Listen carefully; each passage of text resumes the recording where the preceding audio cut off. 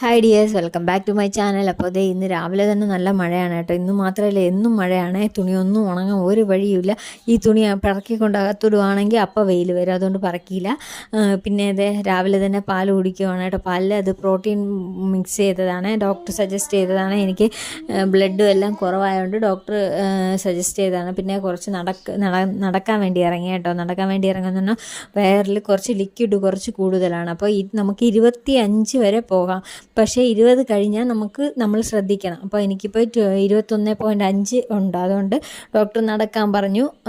പിന്നെ ഗുളികയും തന്നിട്ടുണ്ട് കേട്ടോ. അപ്പോൾ അത് കഴിഞ്ഞതേ കാപ്പി കുടിച്ചതിന് ശേഷം അമ്മ രാവിലെ തന്നെ എല്ലാ കറികളും ഉണ്ടാക്കി കേട്ടോ. അപ്പോൾ തീയൽ, വിഴുക്ക് വരട്ടിയും തോരനും എല്ലാം ഉണ്ടാക്കി. അത് കഴിഞ്ഞിട്ട് ഒരു മീഷോയിൽ നിന്ന് ഒരു ഇത് വന്നു.